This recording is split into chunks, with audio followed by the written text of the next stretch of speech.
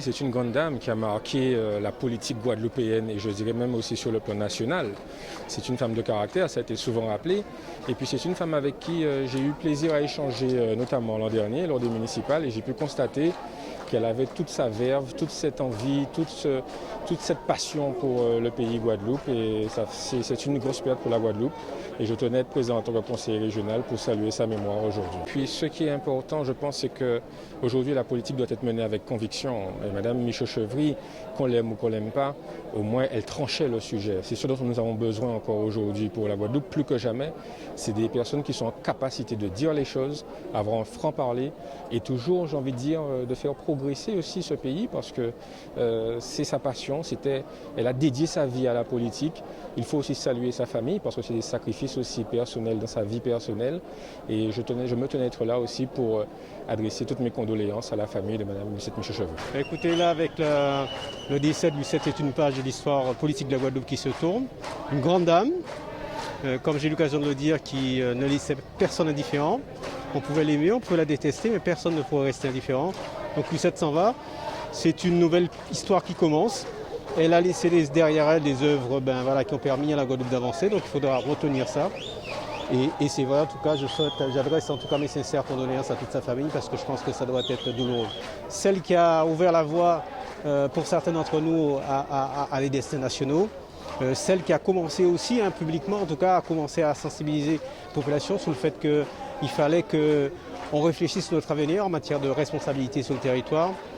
Femme de caractère, une femme, comme on disait souvent, une femme avec des couilles, si je peux employer ce terme-là. Donc je lui dis bon vent, là où elle est.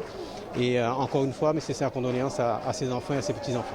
Oui, il me fallait être là en tant que déjà maire de Basse-Terre, puisque ça se passe à Basse-Terre. Et nous avons, au niveau de la ville de Basse-Terre, pris toutes les dispositions avec la police, les services techniques, pour permettre que cette manifestation, avec les autres partenaires, se passe très bien. La mairie est fermée aujourd'hui, à part les écoles. Le drapeau est en berne et les dispositifs ont été pris de façon à permettre la réussite de cette manifestation. Bien sûr, c'est une grande dame, pas seulement qui a rayonné sur Basse-Terre, mais qui a rayonné sur la Guadeloupe, qui a rayonné bien au-delà de la Guadeloupe. Bon, j'ai été pendant plusieurs années dans l'opposition, à la fois au conseil municipal communautaire. Nous nous sommes parfois accrochés, nous n'avions pas les mêmes visions pour Basse-Terre, mais il y a toujours eu ce respect mutuel. C'est ça aussi, la démocratie, la politique, c'est ça. On peut diverger sur le plan de la vision qu'on a, mais quand même avoir un minimum de respect vis-à-vis de son adversaire, entre guillemets, politique.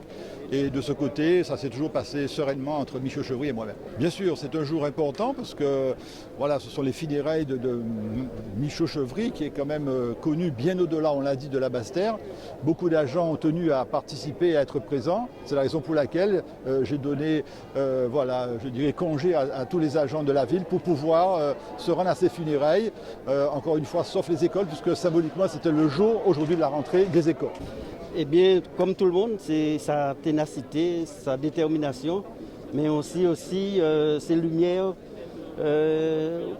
aussi sa flamboyance, puisqu'il y avait cet aspect, son audace, sa fierté et en même temps une forme de résilience. Et comme j'ai pu l'occasion de dire, avec tout ça, il représentait d'une certaine manière la Guadeloupe.